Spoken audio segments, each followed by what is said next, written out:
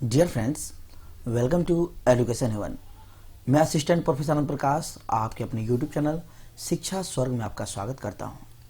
Friends, आज का सुविचार है, सच्चाई के राह पर चलना फायदे की बात होती है। सच्चाई के राह पर चलना फायदे की बात होती है, क्योंकि यह राह पर भीड़ जो है कम होती है। फ्रेंड्स, इस दुनिया में सभी लोग अपने अपने तरीके से जीते हैं। कोई सच्चाई के रास्ते पे चलते हैं तो कोई गलत रास्ते पे चलते हैं, लेकिन मैं आपको सलाह दूंगा, सच्चाई के रास्ते पे चलिए। कठिन जरूर है, लेकिन इसमें आपको शांति, अनुभव, प्रशंसा, रेस्पेक्ट, लोगों से सभी चीज मिलेंगे, क्योंकि यही एक रास्ता है जिसके द्वारा जीवन में आगे बढ़ा जा सकता है और सुखमय जीवन को जिया जा सकता है। तो फ्रेंड्स, यदि आपको मेरा वीडियो पसंद आता है, हेल्पफुल लगता है, तो आप मेरे चैनल को सब्सक्राइब करें व बेल आइकन दबा दें, ताकि आने वाली वीडियो की नोटिफिकेशन पहले आपको मिल सके। वह कमेंट जरूर करें, क्योंकि आप कमेंट करते हैं तो हमें मोटिवेशन मिलता है और मैं आपके लिए, आपके ज़रूरत के लिए वीडियो बनाते रहता हूं, जिससे आपको फ़ायदा होता है। फ्रेंड्स, आज के इस वीडियो में हम लोग बिहार बोर्ड मैट्रिक एग्जाम यानी क्लास 10th का फिजिक्स का मोस्ट वीवीआई सब्जेक्टिव प्रश्न देखेंगे, लघु और दीर्घ उत्तरीय प्रश्न, और वो आपका चैप्टर 1 है, प्रकाश का परावर्तन। इससे प्रत्येक साल आपको 8 से 10 नंबर एग्जाम में पूछे जाते हैं, ऑब्जेक्टिव सब्जेक्टिव मिलाकर। काफ़ी इंपॉर्टेंट आपका है, तो इस पाठ का जितने भी इंपॉर्टेंट प्रश्न बनते हैं वो मैं आपको इस वीडियो में बताऊंगा, जो कि आपके लिए काफ़ी इंपॉर्टेंट है। तो चलिए शुरू करते हैं आज का यह सेशन।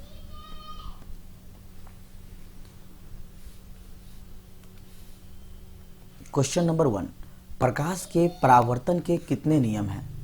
तो प्रकाश के परावर्तन के 2 नियम हैं। कितने हैं? 2 नियम। पहला, आपतित किरण, परावर्तित किरण तथा आपतन बिंदु पर खींचा गया अभिलंब तीनों एक ही समतल में होते हैं। नंबर 2, आपतन कोण परावर्तन कोण के बराबर होता है। आपतन कोण परावर्तन कोण के बराबर होता है। नेक्स्ट, क्वेश्चन नंबर 2, किरण पुंज किसे कहते हैं? वो कितने प्रकार के होते हैं? आंसर क्या होगा आपका? किरणों के समूह को किरण पुंज कहते हैं। किरणों के समूह को किरण पुंज कहते हैं, और यह किरण पुंज 3 प्रकार के होते हैं। कितने? 3 प्रकार के। अपसारी किरण पुंज, नंबर 2 अभिसारी किरण पुंज, नंबर 3 समांतर किरण पुंज। तो किरण पुंज 3 प्रकार के होते हैं, अपसारी, अभिसारी और समांतर। चलते हैं अगले प्रश्नों की ओर। क्वेश्चन नंबर 3, गोलीय दर्पण कितने प्रकार के होते हैं? तो गोलीय दर्पण 2 प्रकार के होते हैं। कितने? 2 प्रकार के होते हैं। अवतल दर्पण, जिसको बोलते हैं कनकेव मिरर। नेक्स्ट है आपका उत्तल दर्पण, यानी कि कन्वेक्स मिरर। नेक्स्ट प्रश्न,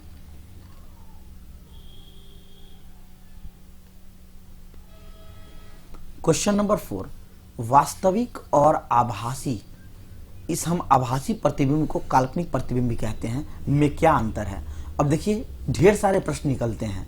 अगर आपसे पूछे जाए वास्तविक प्रतिबिंब से आप क्या समझते हैं, तो मैं आपको अलग अलग बताया हूं इस आंसर इसका।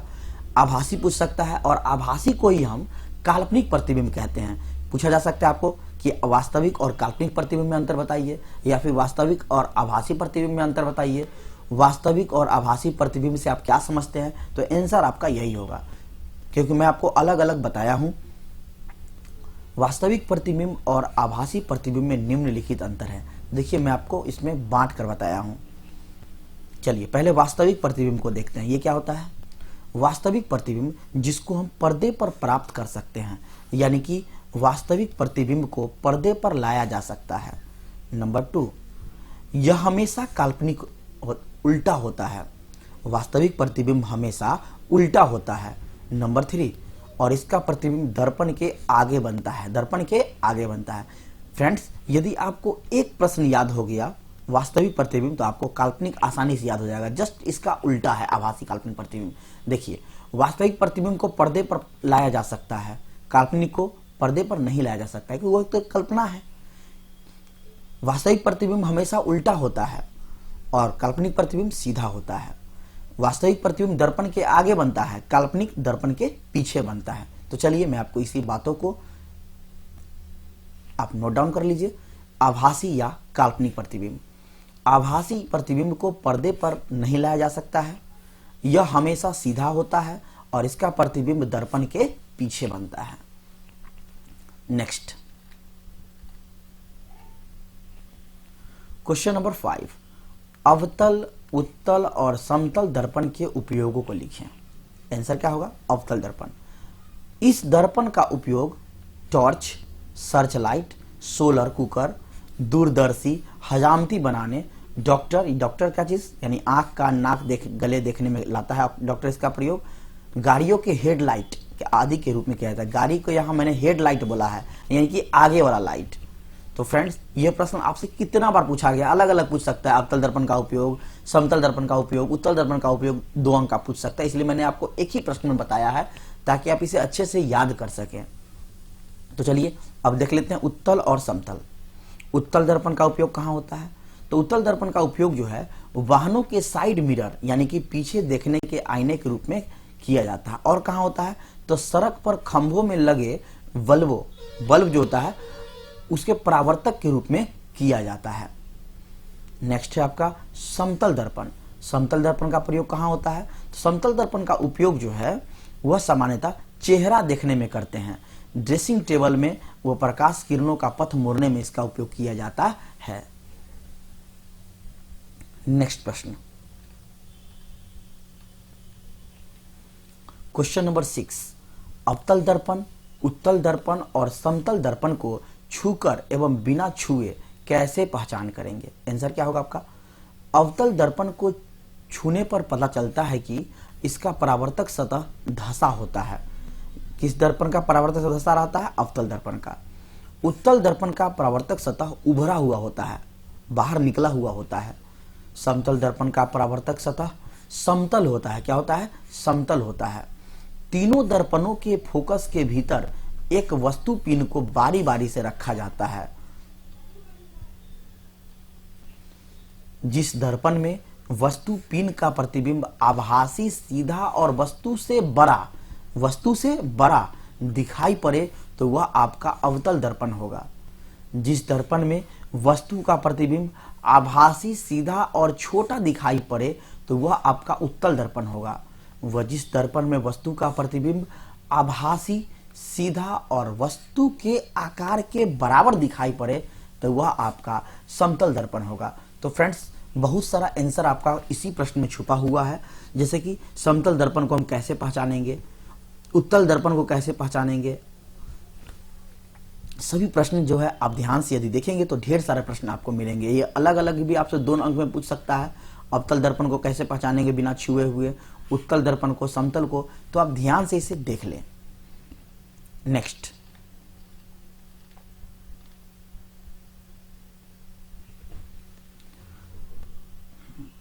क्वेश्चन नंबर 7, हम वाहनों में उत्तल दर्पण को पश्च दृश्य यानी पीछे के दृश्य देखने में दर्पण के रूप में वरीयता क्यों देते हैं? अथवा उत्तल दर्पण का उपयोग वाहनों के साइड मिरर के, गाड़ी के साइड मिरर के रूप में क्यों किया जाता है? आप देखते हैं बाइक के साइड में जो मिरर रहता है वो आपका उत्तल दर्पण होता है। तो क्यों देखते हैं? अपने दिमाग से सोचिए। क्योंकि यह सीधा प्रतिबिंब बनाता है और काफी दूर तक इसमें जो है दिखाई देता है, इसलिए तो इसमें प्रयोग किया जाता है उत्तल दर्पण का गाड़ी के साइड मिरर में। तो चलिए इस बातों को आप नोट डाउन कर लीजिए। हम वाहनों में उत्तल दर्पण को पश्च दृश्य दर्पण के रूप में वरीयता देते हैं क्योंकि यह हमेशा सीधा प्रतिबिंब बनाता है। क्या बनाता है? सीधा प्रतिबिंब बनाता है। नंबर 2, इसका दृष्टि क्षेत्र यानी देखने का क्षेत्र भी बहुत अधिक होता है, अर्थात ये अन्य दर्पणों की तुलना में बहुत बड़े क्षेत्र को देखने में समर्थ बनाता है। इसी कारण से जो है उत्तल दर्पण का प्रयोग गाड़ी के साइड मिरर के रूप में किया जाता है। नेक्स्ट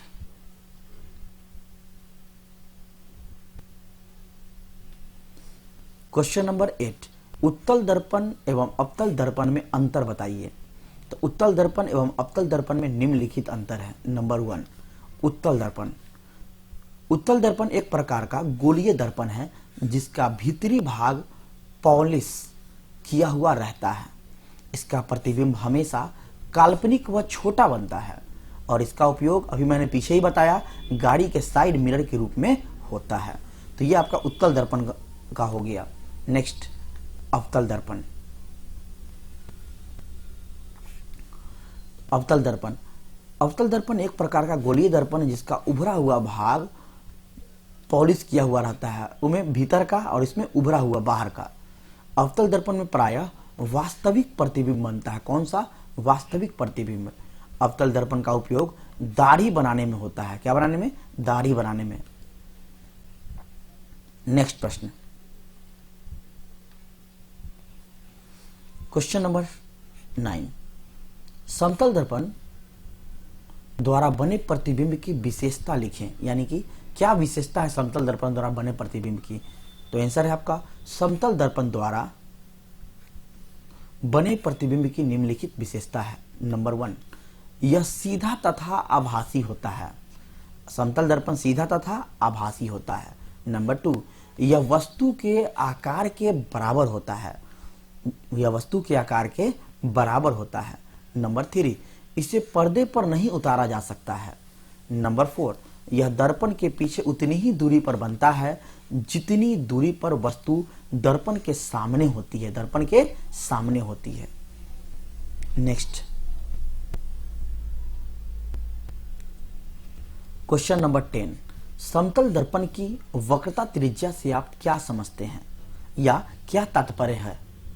तो चलिए आंसर, दर्पण जिस खोखले गोले का भाग है उस गोले की त्रिज्या को दर्पण की वक्रता त्रिज्या कहते हैं। दूसरे शब्दों में दर्पण के ध्रुव एवं वक्रता केंद्र तक की दूरी को वक्रता त्रिज्या कहते हैं। यानी कि दर्पण के ध्रुव और वक्रता केंद्र की दूरी जो होती है वही आपका वक्रता त्रिज्या कहलाती है। फ्रेंड्स, मैंने इस पाठ का जितना भी प्रश्न था आपका इंपॉर्टेंट वो सभी बता दिया है। सो आप इसे कॉपी पर लिख लें और तब याद कीजिए, क्योंकि आप लिखेंगे, देखकर लिखेंगे तो आपको लिखने से याद होगा। और आप जब भी लिखें तो उसे बोल कर लिखें और लिखेंगे तो आपका शुद्धि भी ठीक होगा। आपको मालूम होना चाहिए आपको शुद्ध शुद्ध लिखना होता है पेपर में।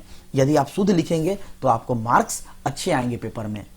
तो फ्रेंड्स, मैं आपके लिए इस तरह की बेहतरीन वीडियो लगातार उपलब्ध कराते रहता हूं।